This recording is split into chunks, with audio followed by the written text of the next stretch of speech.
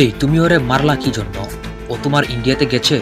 গলা উঁচু করে শিরদাঁড়া সোজা করে এই কথাগুলো বলছিল একজন বিজিবি সদস্য, আর তাও কাকে জানেন? ভারতীয় এক বিএসএফ সদস্যকে। এরপর কি বলল তা তো এখানে আর উচ্চারণ করতে হবে না, সেটি তো আপনারা সবাই শুনেছেন।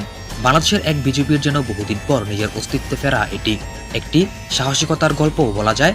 নিজেদের যে একটি বীরত্বগাথা ইতিহাস রয়েছে সেটিরও যেন পুনরাবৃত্তি, মানে চোখে চোখ রেখে কথা বলা, কোনো প্রকার আপোষ নয়। যেখানে কোনো আপোষ নয়, থাকে দেশের প্রতি অগাধ ভালোবাসা ও দেশের মানুষকে রক্ষার প্রয়াণ। বর্তমানে সীমান্তে বাংলাদেশ ভারত এক প্রকার স্নায়ুযুদ্ধ চলছে। সীমান্তে ধাওয়া পাল্টা দেওয়া, ভারী অস্ত্র উঁচিয়ে প্রতিরক্ষামূলক অবস্থান এবং মধ্যরাতে গুলির শব্দ।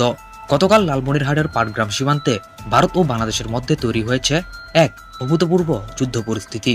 আন্তর্জাতিক সীমান্ত আইনকে বুড়ো আঙ্গুল দেখিয়ে বাংলাদেশের বুকের ভেতর ঢুকে পড়ার চেষ্টা করেছিল ভারতীয় সীমান্তরক্ষী বাহিনী বিএসএফ, কিন্তু তারা হয়তো ভুলে গিয়েছিল ওপারে দাঁড়িয়ে আছে বর্ডার গার্ড বাংলাদেশ বা বিজিবি।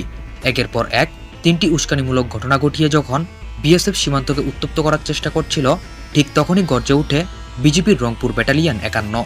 দহগ্রাম, পানবাড়ি আর আঙ্গরপোতা বিওপি থেকে ছুটে আসে অতিরিক্ত বিজিবি জওয়ান।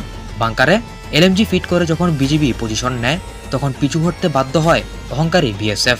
ঠিক কি ঘটেছিল সেই টানটান উত্তেজনার মুহূর্তে? কিভাবে আন্তর্জাতিক আইন লঙ্ঘন করে 3 বিঘা করিডোরের দিকে চোখ বাড়িয়েছিল ভারত? আর মধ্যরাতে কেন চোরা কারবারিদের রুখতে বিজিবিকে গুলি চালাতে হলো? বিজিবির এই অবিশ্বাস্য বীরত্বের আদ্যপান্ত জানতে ভিডিওটি একটু না টেনে শেষ পর্যন্ত দেখুন। ঠিক কী কারণে হঠাৎ বাংলাদেশ ও ভারতের মধ্যে এরকম উত্তেজনাকর পরিস্থিতি চলছে বিজিবির পাল্টা আক্রমণ, যেখানে আগে উশব্দ করত না বিএসএফকে বিজিবি। তো চলুন শুরু করা যাক। ঘটনার শুরু লালমনিরহাটের পাটগ্রাম উপজেলার কুচলিবাড়ি ইউনিয়নের কলসিরমুখ সীমান্ত এলাকায়। আন্তর্জাতিক সীমান্ত আইন অনুযায়ী দুই দেশের জিরো লাইন বা শূন্য রেখায় কোনো পক্ষই স্থায়ী বা অস্থায়ী কোনো কাঠামো নির্মাণ করতে পারবে না। এটি একটি আন্তর্জাতিক নিয়ম, কিন্তু বিএসএফ বরাবরই এই নিয়ম ভাঙার ক্ষেত্রে পটু। হঠাৎ করেই কলসিরমুখ সীমান্তে একদল বিএসএফ জওয়ান জড়ো হয়ে জিরো লাইনে বাঁশের গুটি স্থাপন করা শুরু করে। তাদের উদ্দেশ্য ছিল খুব পরিষ্কার, ধীরে ধীরে বাংলাদেশের ভূখণ্ডের দিকে নিজেদের সীমানা বাড়িয়ে নেওয়া। কিন্তু বিএসএফের এই চাতুর্য চোখ এড়ায়নি সেখানে দায়িত্বরত বিজিবি সদস্যদের। রংপুর ব্যাটালিয়নের 51 বিজিবির জওয়ানেরা তাৎক্ষণিকভাবে ঘটনাস্থলে পৌঁছান এবং বিএসএফের এই বেআইনি কাজের তীব্র প্রতিবাদ জানান। বিজিবির কড়া মনোভাব এবং অনড় অবস্থান দেখে প্রথম দফায় বিএসএফ পিছু হটতে বাধ্য হয় এবং তড়িঘড়ি করে জিরো লাইনে পোতা বাঁশের খুঁটিগুলো উপড়ে ফেলে তারা নিজেদের ক্যাম্পে ফিরে যায়। কিন্তু এটি ছিল মাত্র শুরু। বিএসএফ আসলে একটি বড় ধরনের উস্কানির ছক কষছিল, যার প্রমাণ মেলে এর ঠিক কয়েক ঘন্টা পরেই। কলসিরমুখ সীমান্ত থেকে পিছু হটার মাত্র কয়েক ঘন্টা পর বিএসএফ তাদের মূল চালটি চালে ঐতিহাসিক 3 বিঘা করিডোর এলাকায়। এবার তারা শুধু একা আসেনি, সাথে নিয়ে আসে ভারতীয় সার্ভে বা জরিপ বিভাগের একটি দল। দহগ্রাম বিওপির 3 বিঘা করিডোর এলাকায় এসে বিএসএফ জিরো লাইন থেকে মাত্র 50 গড় ভারতের অভ্যন্তরে আবারও নতুন করে খুঁটি পোতার কাজ শুরু করে।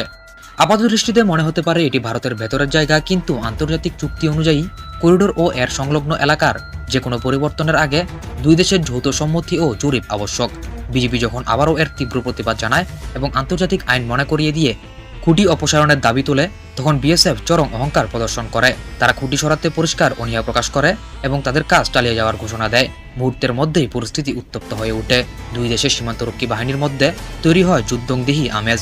পরিস্থিতি বেগতিক দেখে বিজিবির রংপুর ব্যাটালিয়নের অধিনায়ক কোনো ঝুঁকি নেননি। তিনি তাৎক্ষণিকভাবে দহগ্রাম, পানবাড়ি এবং আঙ্গুরপোতা বিউপি থেকে অতিরিক্ত বিজিবি সদস্যকে ভারী অস্ত্রসহ সীমান্তে মোতায়েন করেন। শুধু তাই নয়, বিজিবির বীর জওয়ানেরা জিরো লাইনের একদম কাছাকাছি দুটি অত্যন্ত শক্তিশালী লাইট মেশিন গান বা এলএমজি নিয়ে প্রতিরক্ষামূলক বাংকার পজিশন গ্রহণ করেন।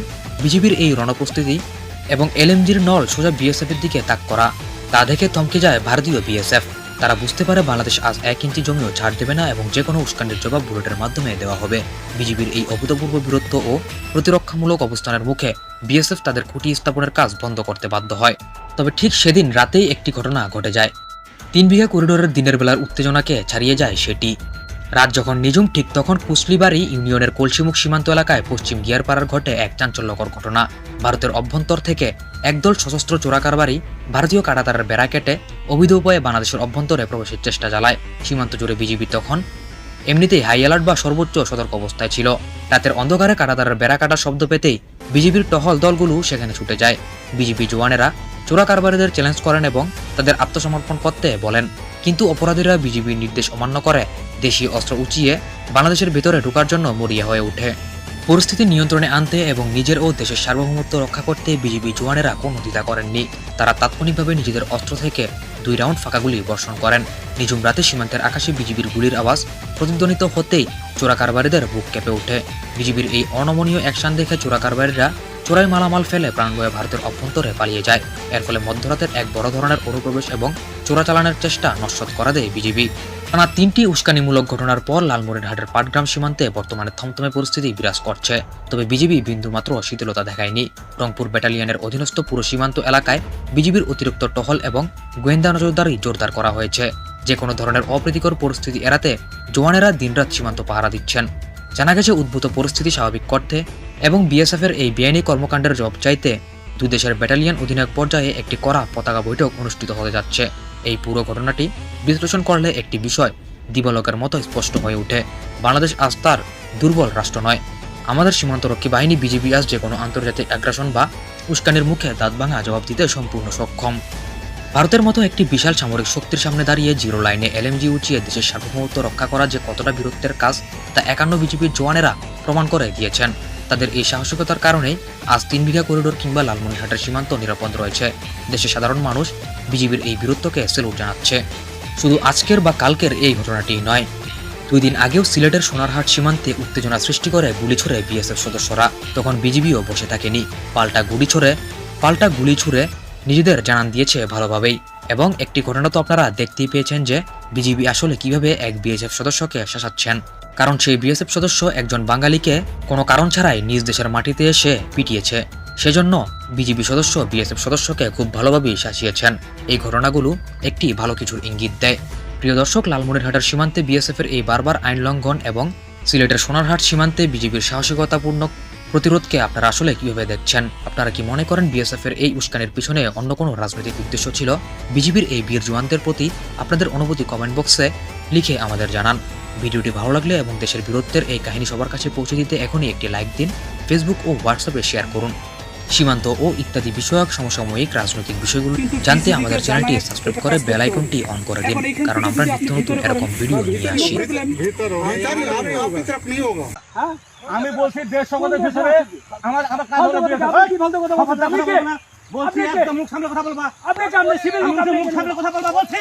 আপনি বলছেন না ফালতু কথা বলবা। আপনি কথা বলবেন দেশ তুমি কে এখানে? তুমি কে? তুমি কে? তুমি কে এখানে? তুমি সীমান্তে কে? তুমি কে এখানে? এখানে দেশের কথা বলবে, বিজেপি কথা বলবে। তুমি কথা বলবে কেন? আমাদের জমি তো কি হইছে? তুমি কে? ল্যান্ডের লোক তুমি আপনি বিএসএফ আছে না? তোমাকে শুনে সীমান্তে আসা অনুমতি দিতে কে এখানে? আমরা কিছু বলছি না। কেন? না কেন তুমি